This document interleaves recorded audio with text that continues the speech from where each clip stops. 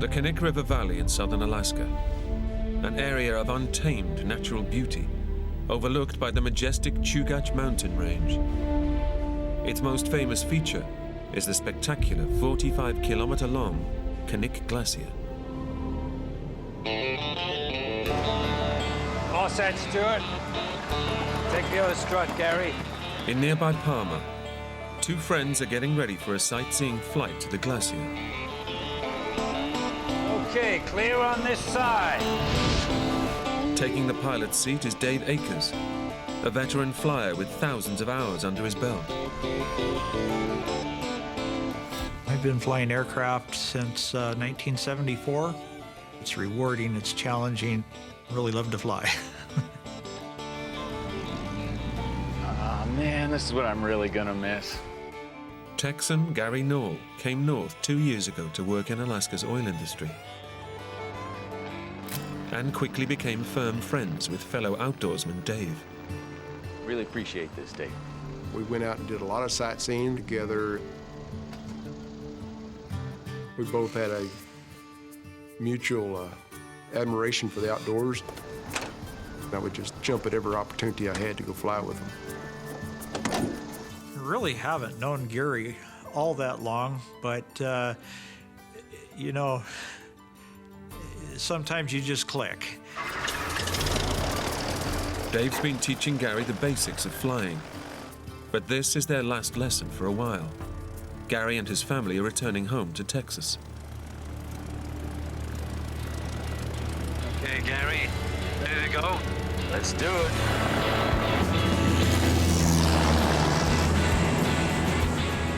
The 80-kilometer round trip should take no more than 2 hours. Dave and Gary plan to be back before dusk. We were in just real remote scenery. No power lines, no roads, no human intervention in the land at all. Alaska is just beautiful. It's called the last frontier, and it truly is the last frontier. There's just, you can get away from civilization very easily up there. The weather stays fine as they track the river southeastwards. And after an hour, they reach their destination, the stunning Knik Glacier.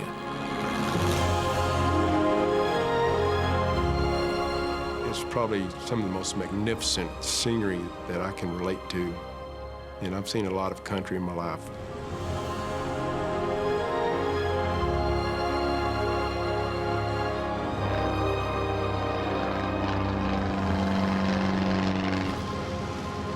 Time's up, Gary. Eager to land the plane while it's still daylight, Dave turns for home. And as we headed back towards the airport, Hey, Dave, look over there. I remember glancing over to my right shoulder and seeing this mouth of this valley just opening up to our right there. Let's go check it out. Dave has never noticed this valley before. Hey, come on, there might not be no next time. Okay. Intrigued, he descends to take a closer look. But what Dave doesn't know is that this is a notorious spot where over a dozen planes have crashed before. I had a lot of trust in the airplane and a lot of trust in my ability. Just wanted to kind of get a feel for the environment. 15 minutes later, Dave starts his climb out. The valley was back behind us. I remember Dave just giving it full throttle. We don't seem to be going up. I did a quick instrument scan and noticed that I was going down at 200 feet a minute. I thought, something's not right. I immediately knew we were in a downdraft.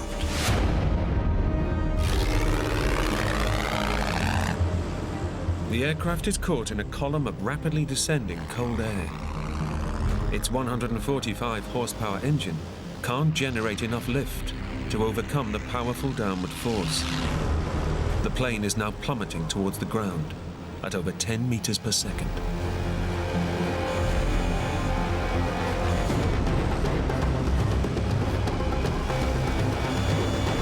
I needed to keep my wings level and get my airspeed as low as possible because we were going to impact.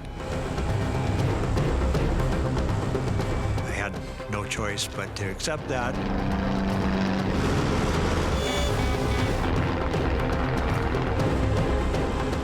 I'll never forget him looking at me and saying, "We're gonna crash."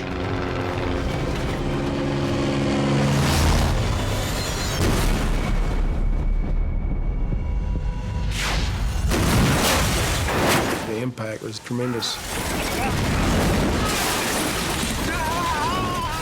Just loud, and I thought, oh no, what have I done?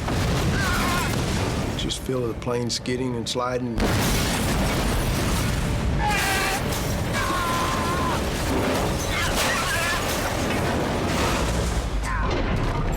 And then a big noise, and then the lights went out.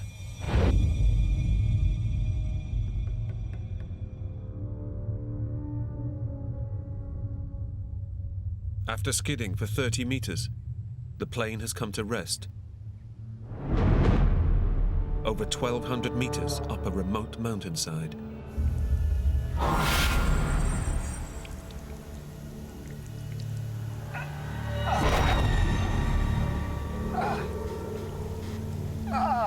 One of my first thoughts was, here I am covered in blood. I had a hard time focusing my eyes. Miraculously, both men have survived the crash. But Dave appears to be unconscious. I look around and I see Dave laid back in his seat and his eyes are just rolled up in his head. Dave. I'm thinking, man, this is not good. Dave. You hear me? I immediately start yelling at him and trying to get his attention. Dave, talk to me, man. He was incoherent. But their injuries are not the only problem. Dave, we gotta get out. Gasoline was just pouring out. The force of the impact has ruptured the plane's fuel tanks. Get the door. The wreck could catch fire and explode at any moment. Come on, man. Gary must get his injured friend to safety. Go! Go! I'm pulling and tugging on him and trying to get him out of the plane. Come on! He's not responding. Wake up! I didn't have time to think, oh, are we gonna die or whatever. Come on, man. I just knew we gotta get away from the plane.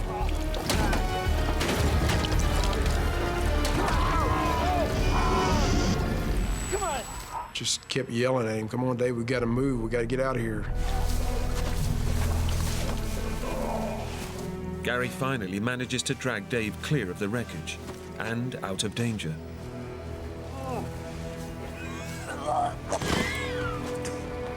And the next thing I knew, I'm staring at the tundra.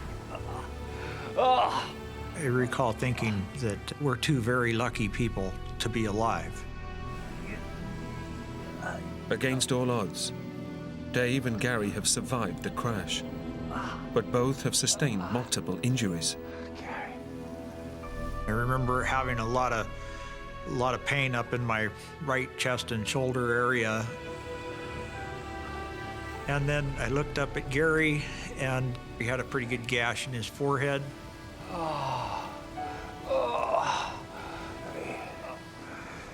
He don't look good. I'm okay. Gary doesn't know it, but he has a serious skull fracture. Dave has broken 2 ribs and fractured his collarbone. We needed to get some help quick, but nobody knew where we were at. I immediately started to feel guilty for what I had done. Their unplanned detour means they're well off the usual flight path, and they've left their mobile phones back at the airfield. Their last hope is the plane's high-frequency radio. But to reach it, means braving the fuel-soaked fuselage. The gasoline was still just pouring out of the plane, and we just determined we had to take a chance. Gary grabs vital emergency gear, while Dave checks the radio. A single spark could ignite the fuel, turning the wreck into a lethal fireball. I reached over to the master switch.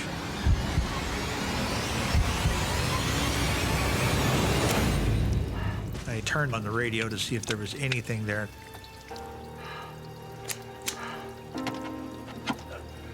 There wasn't any power. It was just dead. It's a devastating blow. Out here, it could take weeks for rescuers to find them. Now there's only one option left. They must walk off the mountain while they're still strong enough. So we gathered up everything we had. The men decide to head for the Knik River, where they hope to hit a logging road. But they set off woefully ill-equipped to survive in the harsh Alaskan wilderness. You reckon I ought to get a jacket? Ah, don't worry. We'll be up and back before you know it. I was dressed in my shorts, t-shirt, my tennis shoes on. We just thinking we're gonna go out for a quick sightseeing trip, but it's not the way to be dressed when you're out in the wilderness of Alaska. An inventory of the bag they salvaged from the plane reveals little by way of supplies.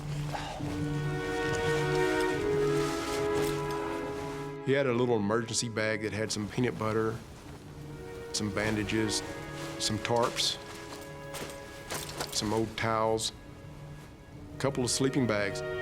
It was pretty limited, but we were able to utilize some of the things in it. Before we started down the hill, I made a sling for Dave's arm. Sorry about this. We gotta put a sling on this thing. Okay. Easy. Better?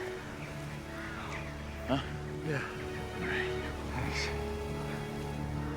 Then I tore a towel in half and got the bleeding on my forehead stopped.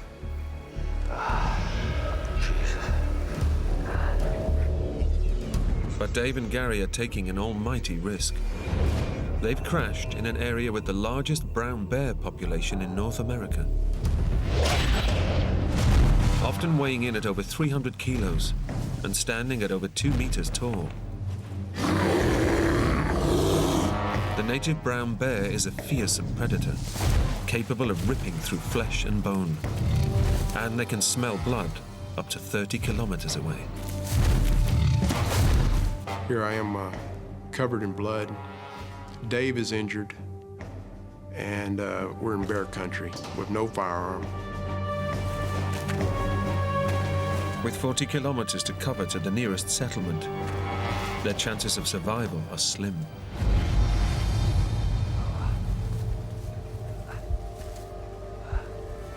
Gary needs urgent medical attention. The search efforts continue. But as the friends' unplanned detour took them way off the usual flight path, the search doesn't extend to where they're stranded.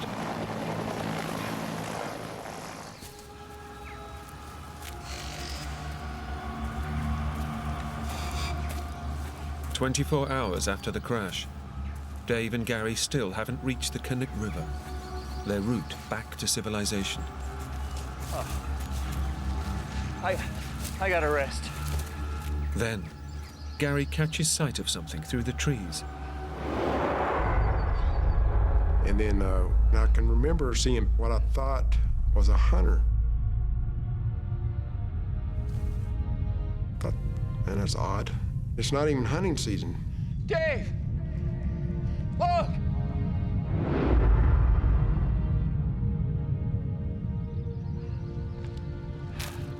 Gary, what is it? I thought I saw a hunter.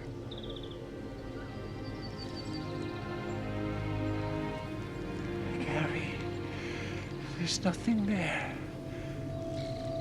this point, I'm starting to understand that Gary's operating in some sort of a reduced mental capacity. Gary's erratic behavior is worrying Dave. For the first time, he realizes that his friend's head injury could be life-threatening. Watching Gary go through that, it increased my feelings of guilt for having caused the accident in the first place. It gave me a drive to want to do everything I could to make sure that we could get to some help quick. The friend's hike to safety just became a race against the clock. Dave pushes on, determined to get his friend the medical help he so desperately needs.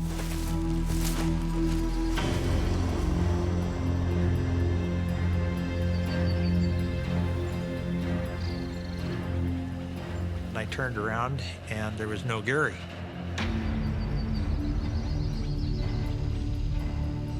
I thought, how can that be? He was just here. You know, where did Gary go? Gary has disappeared.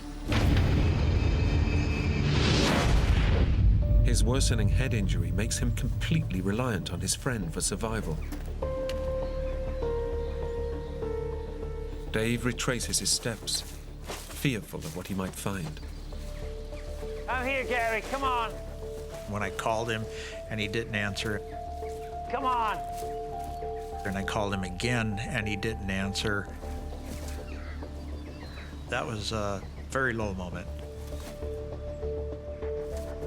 If Dave can't find his friend, he will die.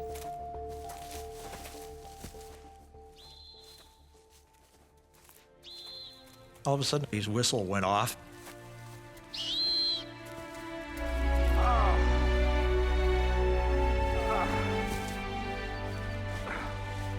He had tripped and fallen in the brush.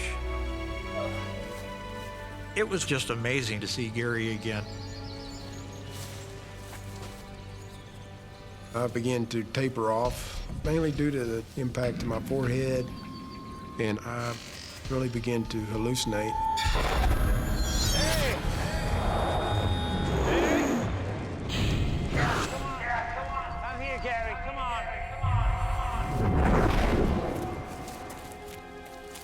Come on, Gary. Come on. And I remember thinking at this point, man, I'm sure glad Dave was there with me, because I did realize that he was thinking right.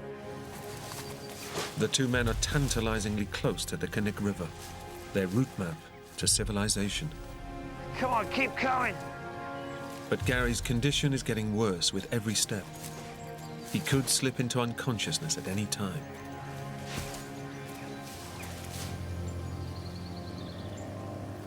But then I heard the sound of an aircraft. Look. It was headed right up towards us. It's a de Havilland Beaver. It's red. I know the people who even operate the airplane. It's that close, I can see it. Quick, flare.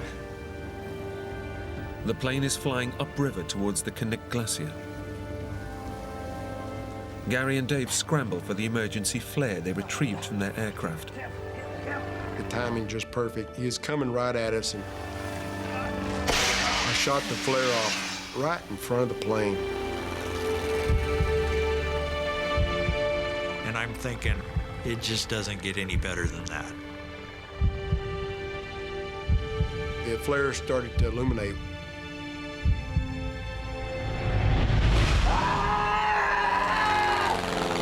Hey! When it got to its crest, the plane banked away 180 degrees away from us. He never so much as saw it. It was disheartening to me to see the plane fly off. There has to be the golden moment for a rescue, and it wasn't our golden moment. It's a crushing blow. Gary's survival chances just took a major hit.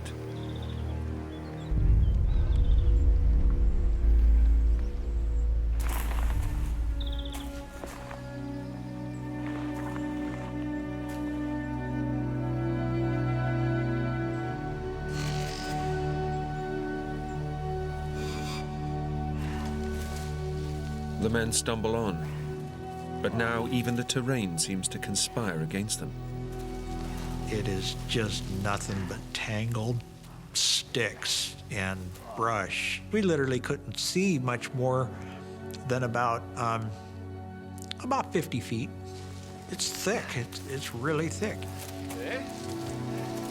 Gary, come on. I could really just feel a sinking feeling coming on me. It would take 10 times the effort to go 5 feet. And now, Gary has completely lost his grip on reality. I would see camps, campfires, tents.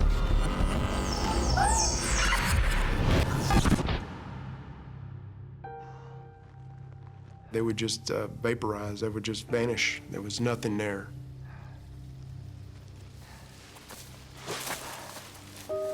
As the light fades, Dave starts to feel desperate. Come on, keep coming. He's convinced that Gary won't survive another night out here. Come on, Gary, get up. Keep coming, keep coming. Watching Gary not move as fast, being quieter, that was a real sinking feeling.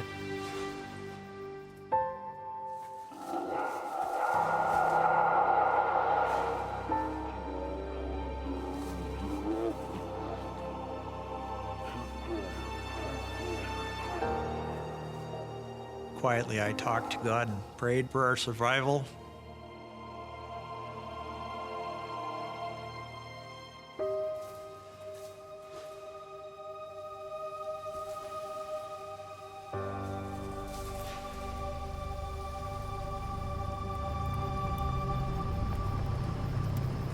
And then I hear car engines.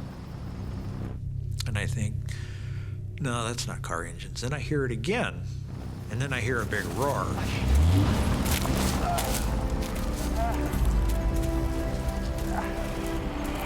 And then I see lights shining through the trees.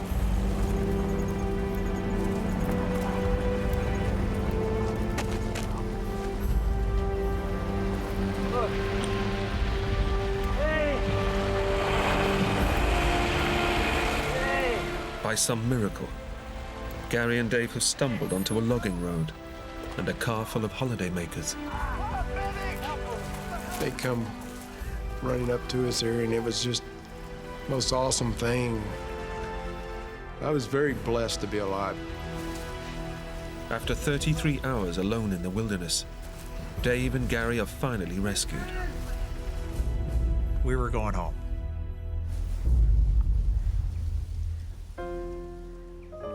It's remarkable that we survived the crash. It's remarkable that we were in physical condition to be able to walk out. And it's remarkable that we did not have a physical encounter with a bear.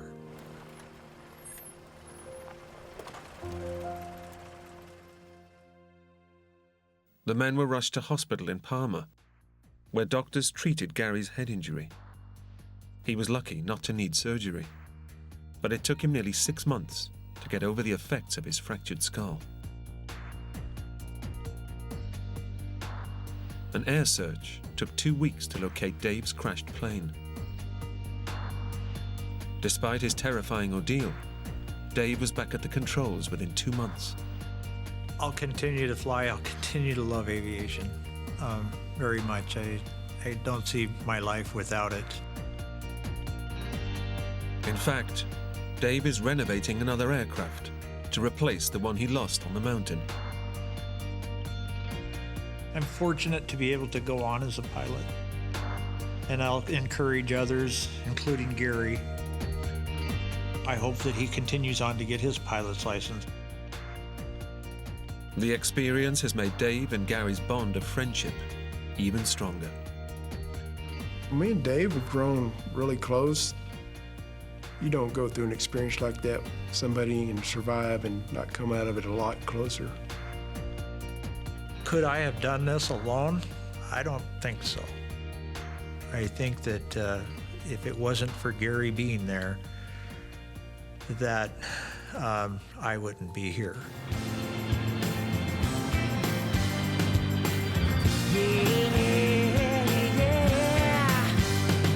So come on, baby. Come on, baby. We're gonna rock it all night long. 26-year-old Canadian Jordan Nikuri has a passion for the great outdoors. After finishing his degree, he worked on organic farms all over Western Canada before losing his heart to the tiny island community of Hornby off the country's North Pacific coast. There's a real sense of community, people helping each other out, everyone knowing everyone. That's something that really appeals to me. Hornby has one small settlement and only a scattering of residents. There's a lot of great people there, and there's not too many people there, so those are two things that I sort of value. And it has another major attraction, kilometre after kilometre of hiking country and a wild and windswept coastline. There's lots of great hiking around there, huge sea cliffs. The sandstone formations are really quite unique. It's just gorgeous, really a picturesque place. Jordan runs a small gardening business, but he grabs every chance he can to take off on a hike. Today, he's heading for a remote beach on the island's easternmost tip. He'll take some nature photographs and be back home where he lives on his own by lunchtime.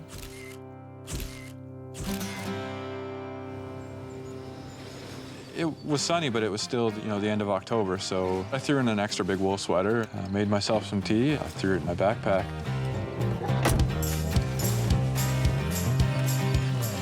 Threw my bag over my shoulder, and instead of just following the trail, I just decided to go bushwhacking. It was definitely a bit of a scramble up and over some logs and that sort of thing. All stuff I like doing. Half an hour later, Jordan reaches the coast. 10 meters below is the famously inaccessible Mushroom Beach. The way down to the beach is kind of treacherous. It's tricky to climb down. The steepness of the descent keeps most people away, so it's kind of nice and secluded. There's a rope that someone had tied to the base of a tree near the top to sort of help over this one bit, which is pretty close to vertical. So I just hung on to that and followed that down. It's a tricky climb, even with the aid of the rope.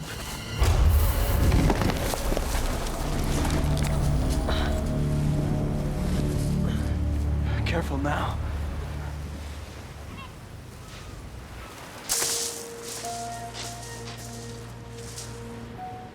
Jordan knows the only way off Mushroom Beach is to climb back up the cliff. But that's a problem for later. Hornby's vacation season ended weeks ago, so he has the place all to himself. The only sign of life on the beach is a makeshift wooden shelter. It was sort of a neat thing to look at. I took quite a few pictures of it.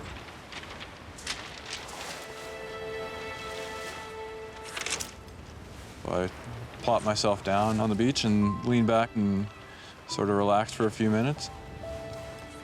And pulled out an old 1970s National Geographic that I'd gotten at the free store on the island and proceeded to while away the next hour or so just reading. The breeze was nice and warm, the tide was out, hear the waves crashing a little bit. It's about as peaceful as you're gonna find.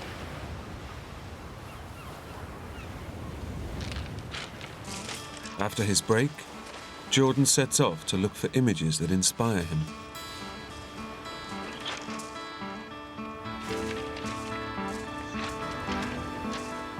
I started as a newspaper writer, and the photographer there taught me a few things, and I fell in love with it. There's lots of unique stuff on Hornby to keep the rolls going through the camera pretty easily.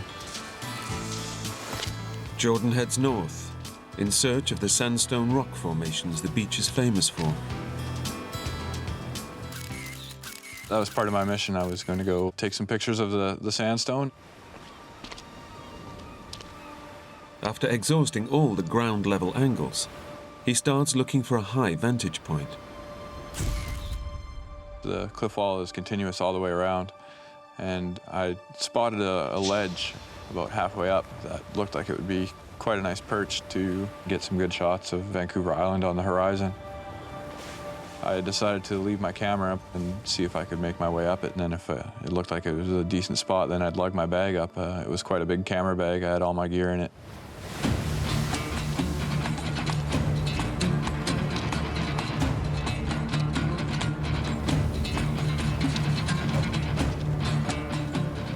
I was wondering how I was going to get up there. There was no obvious route. I've always been one to sort of enjoy climbing trees and scrambling over boulders and that sort of thing. So it was pretty easy climbing. You know, I didn't have to find any handholds or footholds or anything like that. But the higher Jordan climbs, the steeper the cliff becomes.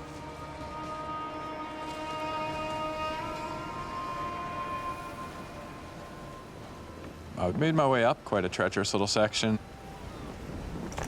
The cliff right there, it's pretty much vertical. He then hits another problem. To get to the ledge, Jordan has to clamber around a bulge in the rock face. Jordan thinks about giving up the climb. He knows a slip from this height could prove fatal.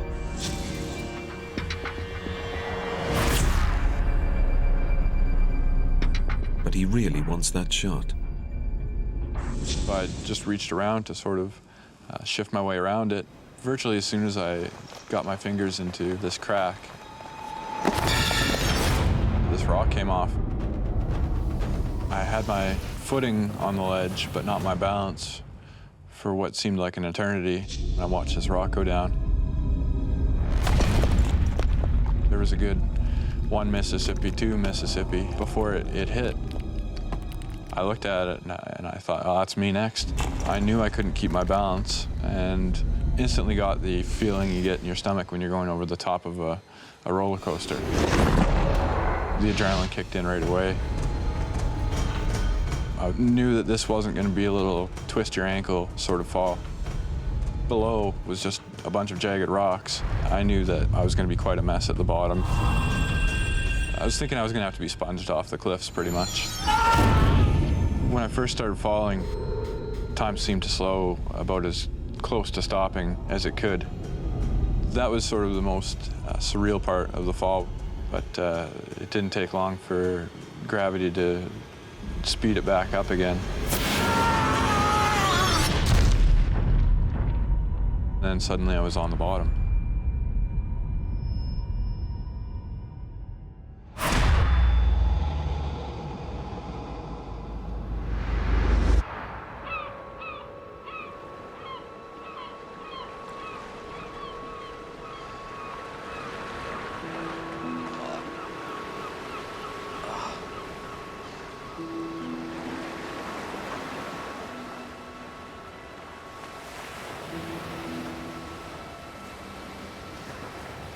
There I was at the bottom, staring up at the blue sky and where I had just been, up on the ledge there. And I could feel that there'd been a big impact.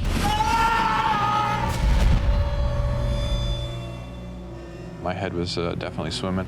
It just hurt. But I was surprised I wasn't dead. That was my first thought. I was more happy than scared at that point, just because I realized the fall was over and I still had my brains in my head. It's a miracle he's alive. But Jordan can't believe he's escaped serious injury. I knew I couldn't have gotten away from a fall of that height scot-free. The first thing I did was check my head. I figured I must have given it a pretty good whack. Nothing felt broken and everything else was looking pretty good. So I was sort of enjoying these small victories. He remains cautious. My next fear was that I'd broken my back somewhere and wouldn't be able to move my legs. Paralysis is his worst nightmare. It took me about 5 minutes of laying there to get the courage up to try and wiggle my toes.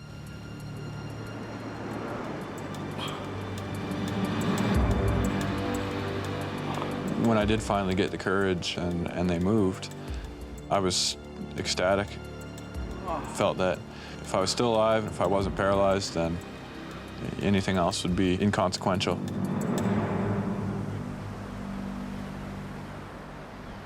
My next mission, I suppose, was to see sort of what shape I was in beyond those two basics of still being alive and still being able to move my legs.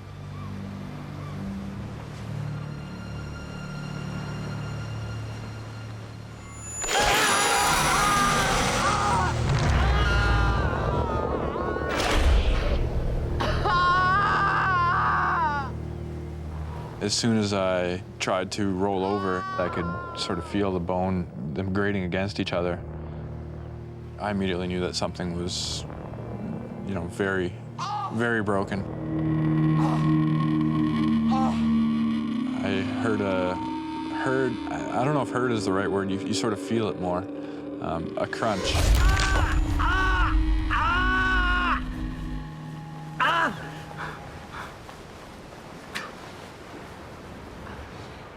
I was sweating from the pain and from the shock, and I reached behind and just gently sort of was touching my hip. I was very aware that it wasn't just a little crack. Where once there was smooth bone, there was now a couple jagged pieces sort of grinding into each other and was pushing against the skin. The fall has completely shattered Jordan's pelvis.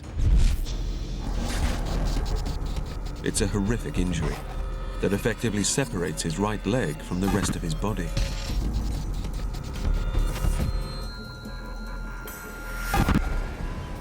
Standing is out of the question.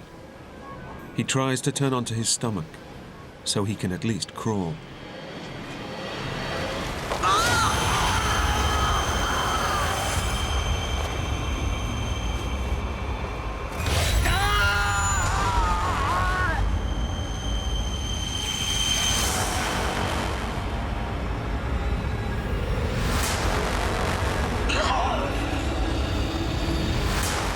Now Jordan realizes the terrible situation he's in.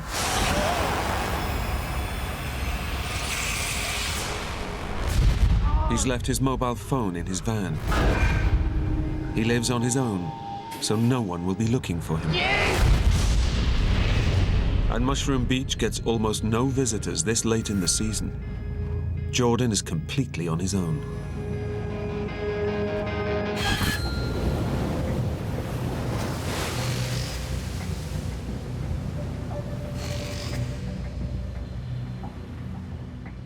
I knew that the seclusion of the area was definitely not in my favor. Jordan lives alone, so it could be days before anyone notices he's missing. His first priority? To find warmth before the chill of the North Pacific night sets in. My mind went back to the beach and all the driftwood there. My plan was to somehow get back there and have myself a nice, cozy bonfire.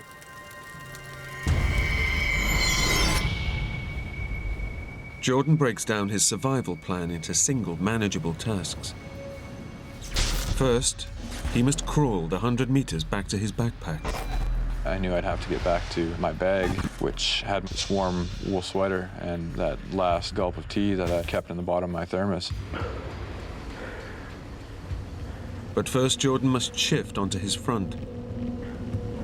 His horrifically mangled pelvis turns this apparently simple task into a nightmare.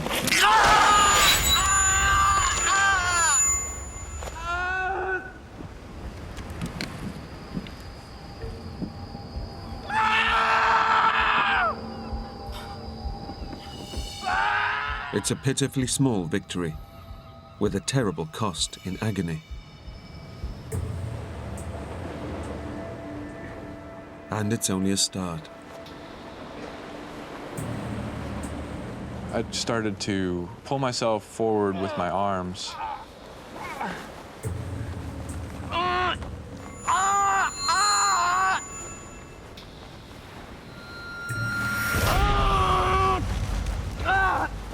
As soon as I tried, I would just get nothing but overwhelming pain, and my body just wouldn't work. The 100 meters feels more like 100 kilometers.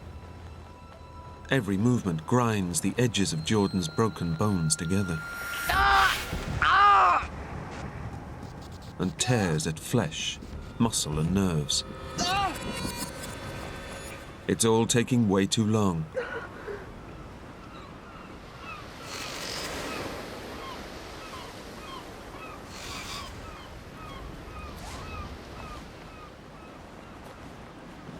I remember watching old movies where people would be in some sort of discomfort and either biting on a bullet or biting on a strap, you know. So I thought I'd try it. Biting on the belt takes his mind off the pain, tearing at his torso.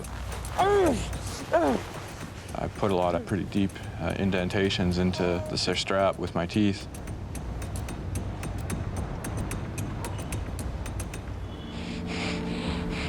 But the terrain constantly throws up obstacles that block his path. There's boulders the size of cars, there's boulders the size of lazy boy recliners, there's boulders the size of one-bedroom apartments all around this area.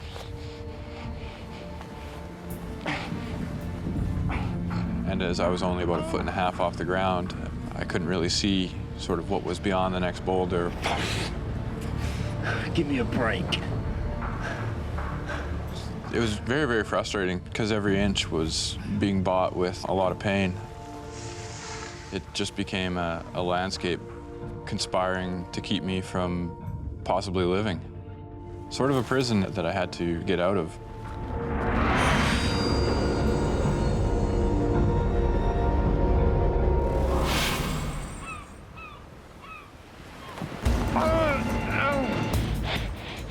Although Jordan makes steady, if painful, progress, the terrain just gets tougher.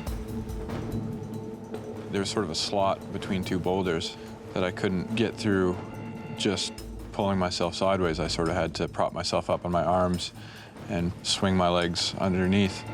It's becoming apparent that something, one way or another, was going to happen pretty soon. It was the scariest point of the whole thing. Jordan calls on the last drop of strength in his failing muscles.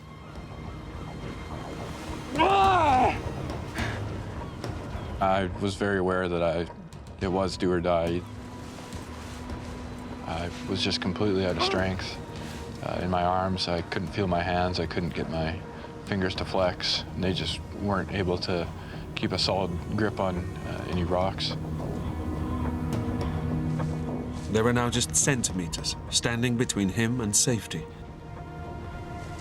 If I didn't get above it, I would die. There was no question. And if I fell from this wall as well, I would die, and there's no question in that.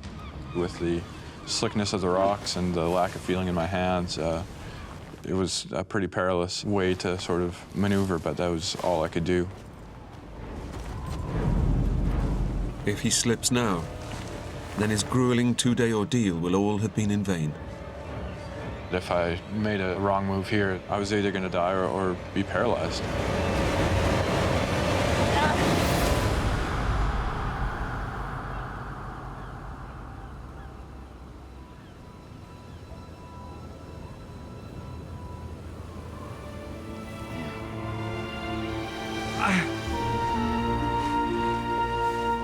He's made it.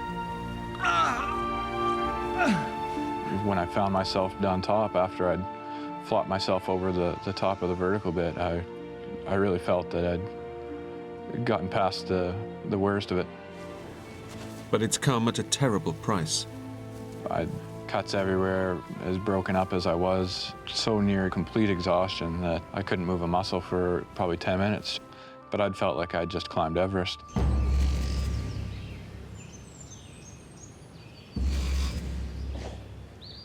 Jordan's achievement is superhuman, but it's only one small step towards survival.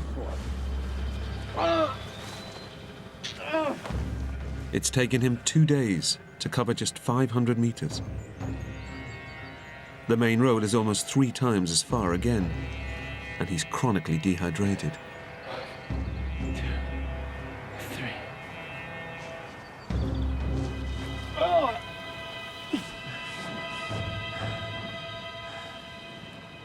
I was still in the same predicament I was in when I was at the bottom of the cliff. Very badly injured, and although physically closer to getting help, there's no sign of it anywhere.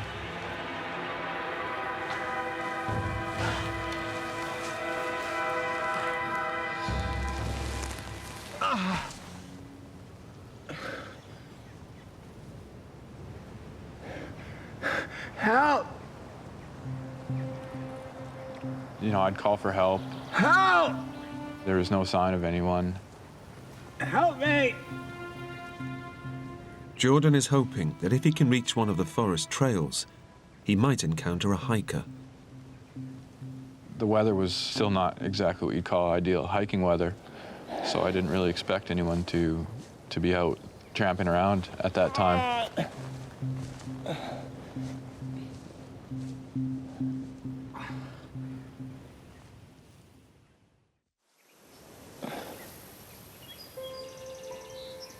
I was so thirsty, every cell in my body was, you know, just dying for water. You can go without food for, you know, a week or two, but 4 days without any substantial amount of water, and you're not going to be around much longer. The rain-soaked ground chills Jordan to the core. But after nearly 100 hours without fluid, he grabs the chance to ease his parched thirst. I was just so thirsty. I'd see a particularly tasty-looking droplet on the edge of a blade of the grass. So I was basically just crawling around, licking the grass for the water. And, you know, if you found a cobweb that would have 20 or 30 good-looking drops on it, I would pretty much just eat the cobweb.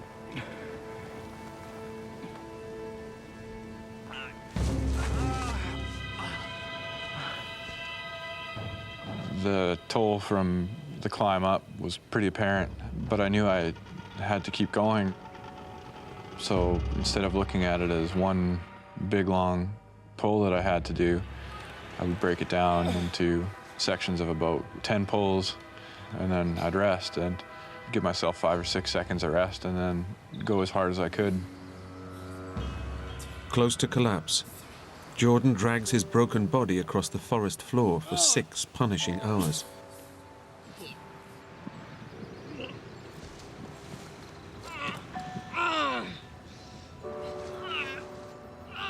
As the light starts to fade once again, Jordan claws his way to a picnic table. In spite of his agonizing injuries, Jordan has somehow dragged his shattered body on an epic journey of nearly 2 kilometers and up a sheer cliff. But now he's exhausted all his physical and mental reserves.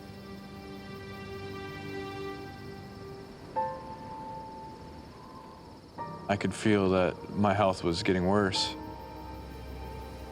I couldn't go any further forward. Pretty much figured that I wasn't going to be making it out, no matter what I did. Despite all his heroic efforts, Jordan Nikuri is convinced that at the age of 26, his life is ending. There was nothing to do but lay there, wait for death, and you know, think of all the people that I wasn't going to see again.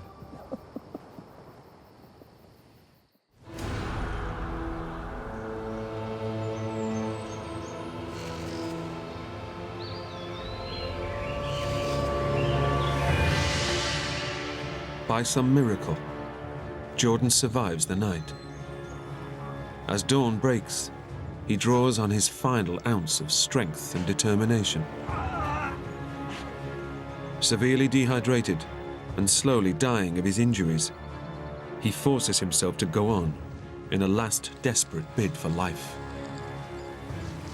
My plan on the 4th day was to get as close as I could to where people might chance upon me. I was that close to death. All I could think was just keep pulling.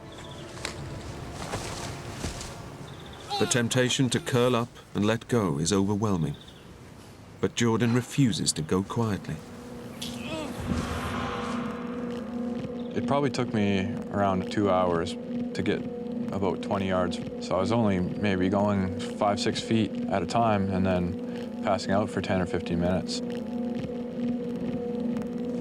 The physical reality had set in, and there was really no more mind over matter to be had.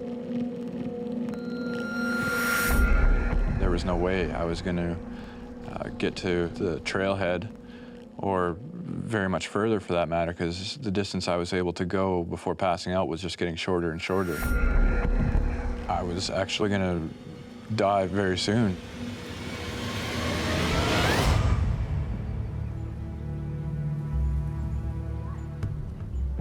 Then he hears voices. He thinks the sound is hikers on a nearby trail.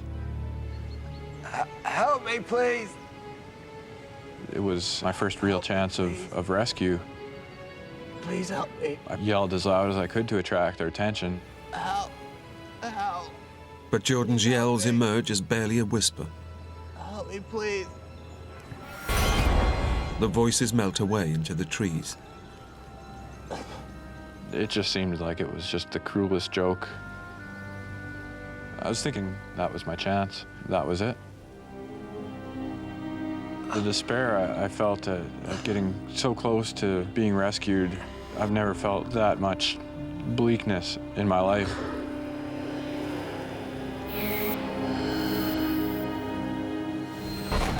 He starts to slip in and out of consciousness, dreams and reality blurring into one another.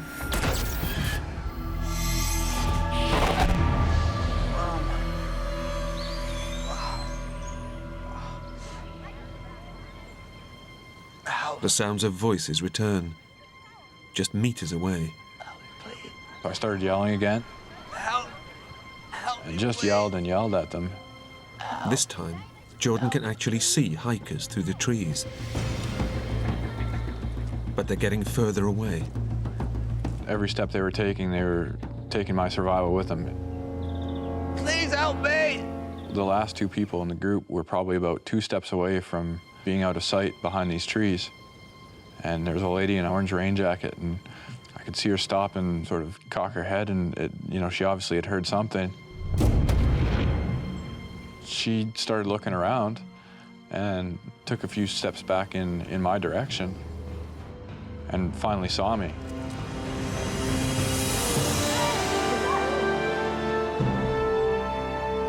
As soon as she saw me, I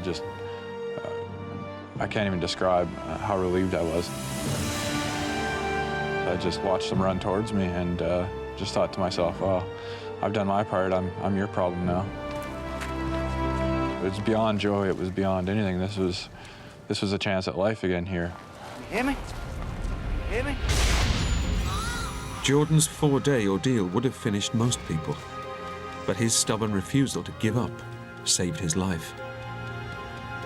I came as close as you can get, I think, to dying, and it looked like I was gonna make it. Jordan was treated for a ruptured pancreas and internal hemorrhaging, injuries that could have killed him within hours. In a series of operations, surgeons fixed Jordan's shattered pelvis using 12-centimeter long titanium screws. He also needed major skin grafts to his legs and hands.